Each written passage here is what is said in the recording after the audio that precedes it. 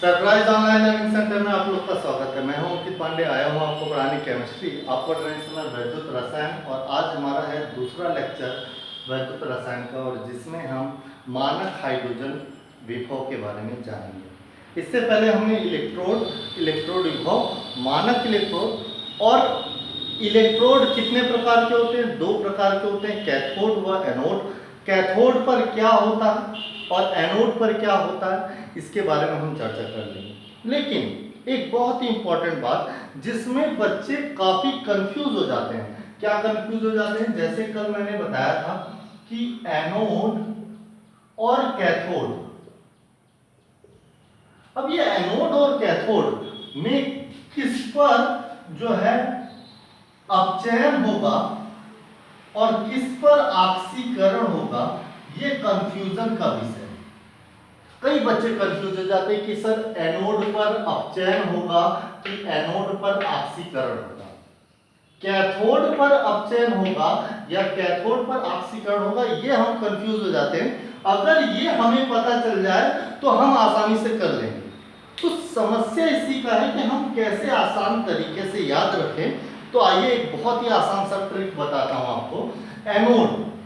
Anode की spelling होती है ANODE, एनोड, और कैथोड की स्पेलिंग होती है कि CATHODE, कैथोड। इसी तरीके से ऑक्सीकरण की स्पेलिंग होती है ऑक्सीडेशन, ऑक्सीडेशन, और अपचयन की अभिक्रिया रिडक्शन, रिडक्शन। अब ध्यान देने वाली ये बात है कि आपको अगर आसान तरीके से समझना है 2 सेकंड में कि आप भूल गए हैं कि एनोड पर ऑक्सीकरण होता है कि अपचयन होता है, तो आप कैसे, एक बहुत ही सिंपल सा ट्रिक है। एनोड के पहले कुछ वर्ड को यूज करिए। सबका पहला वर्ड कुछ ना कुछ बन रहा है। देखिए, एनोड से हमने An ले लिया, कैथोड से हमने CAT, कैट ले लिया, अपचयन से हमने RED, रेड ले लिया, और ऑक्सीडेशन से हमने OX ले लिया। आप बताइए, एन किसके आगे लगेगा? रेड के आगे कि ऑक्स के आगे? ऑक्स के आगे लगेगा। इसका मतलब एनोड पर क्या होता है? ऑक्सीकरण होता है। कैथोड पर क्या लगेगा? कैथोड के साथ हम रेड लगा देंगे, यानी कैट इज रेड। एक बहुत ही सिंपल सा formula, NOx and cat is red, NOx and cat is red, and anode पर ऑक्सीकरण, कैथोड पर रिडक्शन यानी कि अपचयन। बहुत ही आसान सा तरीका।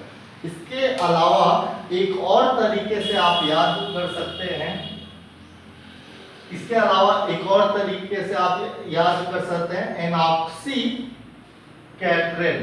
तो किसी भी तरीके से आप याद रख सकते हैं। हम आपको आसान तरीके से बता दिए, एनोड पर ऑक्सीकरण होगा और कैथोड पर अपचयन होगा। आप कैसे करेंगे ये अच्छे से समझ लीजिए, जान लीजिए, ये आपकी काम आएगा। और इसके बाद हम आगे बढ़ चलते हैं मानक हाइड्रोजन विभव के बारे में।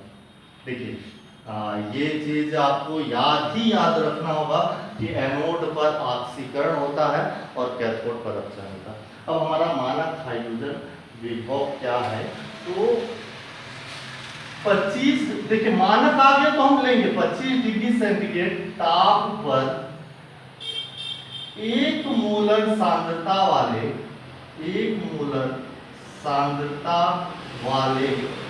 अम्ल,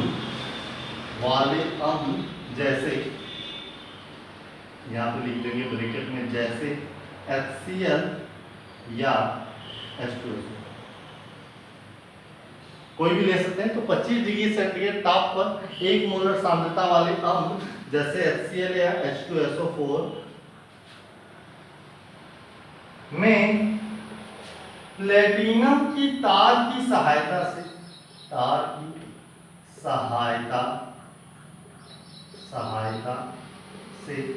हाइड्रोजन गैस प्रवाहित करने पर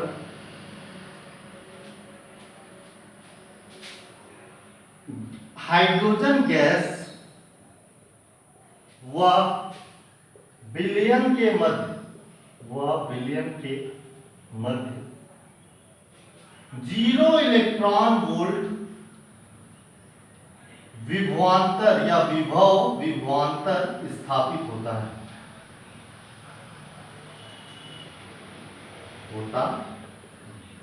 क्या हो गया कि विलयन के मध्य 0.00 हमने रख लिया, तो 0.00 इलेक्ट्रॉन वोल्ट विभवांतर स्थापित होता है।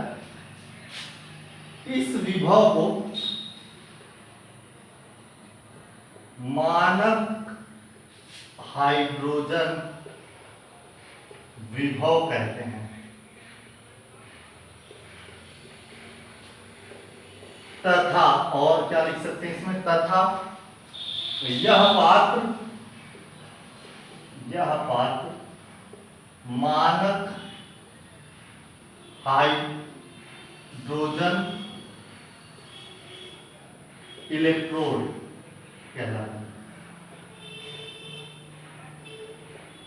कहलाता। ये बात आप अच्छे से देख लिए, आपने डिफिनेशन भी लिख लिया अच्छे से कि क्या होता है 25 डिग्री सेल्सियस ताप तथा 1 मोलर सांद्रता वाले अम्ल, कोई भी ले लीजिए, HCl ले लीजिए, H2SO4 ले लीजिए, में पीटी की तार की सहायता से हाइड्रोजन गैस प्रवाहित करने पर हाइड्रोजन गैस व विलयन के मध्य 0 इलेक्ट्रॉन वोल्ट विभवांतर स्थापित होता है। इसी को क्या कहते हैं, इस विभव को मानक हाइड्रोजन विभव कहते हैं। तथा यह पात्र मानक हाइड्रोजन इलेक्ट्रोड कहलाता है।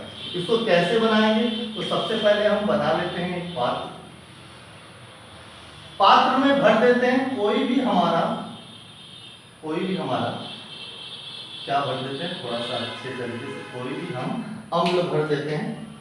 तो हमने इसमें क्या किया, अम्ल भर दिया। अब इसमें हमने क्या किया, अब इसमें हम एक नली लेंगे, क्योंकि हाइड्रोजन गैस को प्रवाहित करने के लिए एक नली की आवश्यकता होगी। तो हम इस तरीके से एक नली बना लेते हैं, जो कुछ इस प्रकार से जो है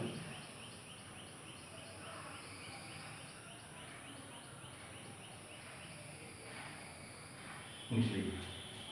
अब इसी में हम एक पीटी की तार और उसकी प्लेट भी रखेंगे। ध्यान दीजिएगा, ये पीटी की तार है हमारी, क्या है, ये मान लेते हैं किसका, पीटी की तार है। तो इसके ऊपर और एक कलर से, और ये हो गया हमारा पीटी का प्लेट, ये हो गया हमारा पीटी की तार, और ये हो गया पीटी का प्लेट। और यहां से हमने क्या किया, यहां से हमने हाइड्रोजन गैस, जैसे ही हाइड्रोजन गैस प्रवाहित करेंगे तो यहां से बुलबुले निकलने लगेंगे, क्योंकि गैस यहां से भी निकलेगी। और जो हमने विलयन लिया हुआ, ये 1 मोलर H2SO4 या फिर हम 1 मोलर HCl लेकर हैं। और जो सारी घटना है वो 25 डिग्री ताप पर मानक हाइड्रोजन विभव कितना उत्पन्न हुआ, 0.0 इलेक्ट्रॉन। तो इस तरीके से हमने एक मानक हाइड्रोजन इलेक्ट्रोड बना लिया है।